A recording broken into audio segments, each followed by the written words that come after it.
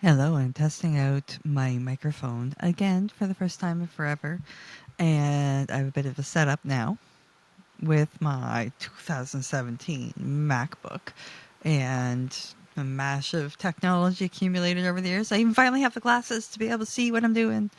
Um, it takes time to accumulate stuff, it takes time to launch things, it takes time to get things going. And sometimes it takes longer than you think. You know, it's been 5 years since I opened up the Unlibrarian and debating what to do with all that. Like, there's a lot of knowledge accumulated in that. Every experience, you accumulate a lot of knowledge. Every experience has a story to tell. And podcasts gives you that place to tell those stories, the stories that need to be told. So, in this whole reframe of what's going on, I'm like, what stories do I want to tell? How do I go about telling these stories? In what ways do I go about telling these stories? And it's just coming together. Life ebbs and it flows. There's something to be said about just watching and feeling and having the pieces come together. Sometimes if you're forced to have all those pieces together, it doesn't fit right. It's like trying to put the wrong puzzle piece in the wrong place. If it's forced, it don't work. You have to wait till you find the piece and then it makes sense. And then it goes together. Like, the amount of stuff I had to get through just to get these pair of glasses is kind of insane. But here I am now. Podcasts keep coming back into my purview. And I look at the topics of what to do. And this morning I'm like, I don't know what to talk about. He's like, just do a podcast about how you don't know what to talk about. I'm like, I kind of done that before. But doing it again is not a bad thing either. Because things change. Life changes. Life evolves. It doesn't stay the same. I mean, one of my absolute favorite quotes from Miranda movie is, the more things change, the more they stay the same. I always found that an interesting adage, right? But it's kind of true. So, like, I have a little list. I have this cool little contraption here. If I wasn't so scared of moving my camera, I would kind of show it on it. But I have, for the audio people here, I have this cool contraption that actually allows me to hold my phone, and it has like a list of podcast topics. And because of these glasses, I can actually see it without straining for here. I can't see beyond, but that's okay. This is my world right now. There's a small little desk I happen to set up in the middle of the room for my son to write a book. He wanted to write books, and so I went, sure. I mean, on the long term, I wanted him to start getting into music, and then, but it encourages me. What's good for my family is good for me. What's good for my son is good for me. What's good for me is good for my son. It is vice versa. What's good for me is good for my family. What's good for my family is good for me. And we build each other up. And like, same was with the music. I've been watching him get into music and enjoy the music. So what did I do? I got more music for myself. And I've been enjoying it. It's good for the soul. And what's good for the soul allows you to tap into the universe. What's good for the soul allows you to live clearly and freely. It's not superfluous. It's not an extra. It's not. I'm so grateful to be in a place where I can play music and it's, hey babe, how about you try out the speaker? Rather than, hey, turn that off. You have to be in the right environments too. The right environments go a long way. And that is an active thing. Belonging somewhere is an active thing. It's an action. Belonging. There's an ing. There's an action. There's a zing in there. You have to do it. I use the example of churches. You know, people join churches to belong, but you can't automatically belong to something just because you joined it. It could be even snowshoeing, going snowshoeing. You go out snowshoeing and then you don't feel like you belong. It's an active thing. You have to keep going. Keep going. And the more you're enjoying it, the more likely you are to connect with other people because you're enjoying it for yourself. You have to enjoy for yourself. You must have a selfish agenda. The difference is the consideration you have in others. Are you being selfish to the point of you're hurting others? Or are you being selfish to the point where you can enjoy it and therefore you want to help others be able to uplift and then them enjoy as well? Without, and being considerate of those other people and what they're doing and how they feel. And they're involved with activity. The nice thing about common activities, it gives you a common element to enjoy. Connections through enjoying, but that comes from having that selfishness to have something you selfishly want to enjoy, to be able to go out into that community to find others to have considerations for. We all want to be considerate of other people. We do want to help other people. Unfortunately, there's a lot of people that have been hurt. Um, you know, people suck. Do they? It depends on the community you surround yourself by, because it's an active thing. If it's people that make you feel yucky, you're not going to want to be around. And it's always the 24 to 48 hours after hanging out with a person that you know what kind of person they are by the type of person it makes you. That inner reflection and inner bouncing off of that community itself is that identity check and balance method. It's necessary because if it's only constantly bouncing off yourself, you have that weird distorted inner view. Yes, it can be great for ego, but that doesn't allow you to fit in with community, because if you're too isolated and on your own, you can never fit in, and then you wonder why. That active ingredient of belonging, the helping each other out, the being there for one another. But what happens if somebody always feels like they're there for everybody else, and nobody's there for them? That's not belonging. And that's when you kind of have to find a new community. But why is it that you have to leave? Because the other people aren't helping with the belonging aspect. It happens. You do have opportunities to bring it up, to be able to talk to like the leaders or other people, because you don't want to like taint the pool and start going around talking with your other buddies. Oh, this sucks. And then everybody becomes, and then everybody goes, and then it's not the way to do it. You talk to the leaders, talk to the people that have an influence over the community culture, the identity of the collective. Now, sometimes that can be extremely difficult to figure out who it is. Just step away. Oftentimes, if you were valued in the first place, that leader will reach out to you and find out what's up.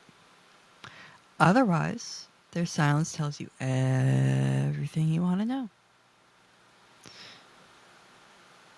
Inner resilience taps into community resilience, which taps into community social capital. The more resilient you are as a community is only as resilient as the individual is. A large, excuse me, well, that was a weird one, but a large part of community is that building each other up, the building of social capital.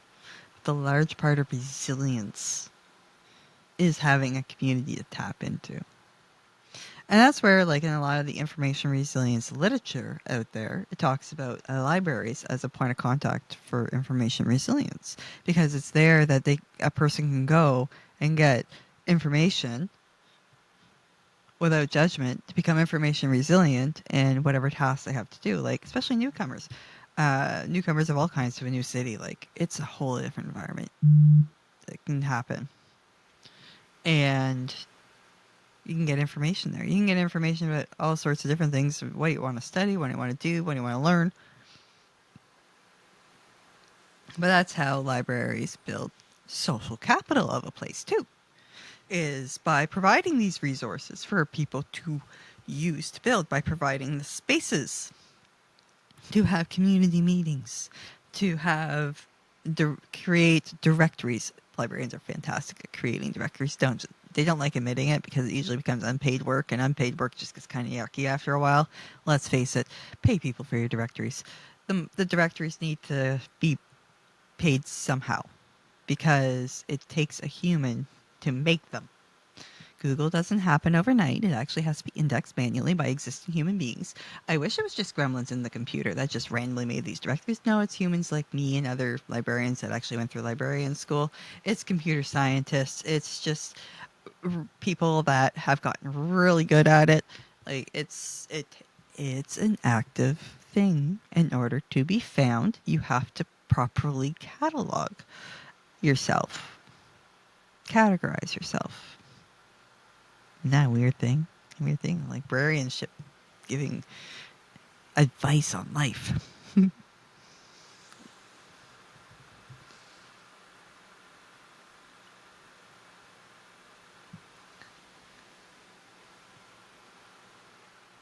Resilience is so heavily talked about. It's looked at as being an individual component. And that's why I find it interesting that community is a large part of it. Because it's really up to the individual to belong, to seek that belonging, to seek that information. Now, something I do want to talk about, though, is after some time of being so dedicated to information resilience and getting all that information, what happens with information resilience fatigue, information overload, when you're so tired? And when the other people that have been sharing all the information become so tired of sharing that information and not seeing it go well, or, forgetting all the good things it does gain, it's fatiguing. What happens when getting that information becomes challenging, when it becomes exhausting, when it becomes a chore, a task? Truth is, it does require that extra work. It does require pushing that little extra when you're exhausted to get that extra piece of information to maybe make it. It's like when you're doing an exercise and you're almost there, almost there, almost there. You can just get over this. You get it. Resilience should never be glorified. It's the same category as disability inspiration porn. A person shouldn't have to be that resilient. And it kind of speaks to society where it is, of the necessity of resilience required. There's a lot of different degrees of known life out there. I mean, we have the resilience of people coming from situations that, I know you're seeking better and I understand and welcome. I just don't like how and why a lot of the system's gone about treating people. I'm not a fan of that. But that's why, you know, those assumptions of how things are, I end up putting out a bunch of resources at the time. And eventually I became fatigued with it. I've even resulted in, end up hitting that fatigue in there. And then we have people that have just never had to be resilient in anything because it's always just they've lived life. And that's just it. That's all. And it's great. I think it's wonderful. I love that we have that spectrum of human beings within our communities. Our communities are not the same within. It's the communities, to me, kind of rise above the whole race, culture, disability, abilities. It's yet communities can form around any number of those things. It can even form around special interests. Podcasting is its own community. There's actually several communities within podcasting. It's a very Venn diagram diverse thing. You can find what you're after as long as you're seeking it with the good intentions in your heart. And that bit of selfishness in there of enjoying something, but that consideration for other people.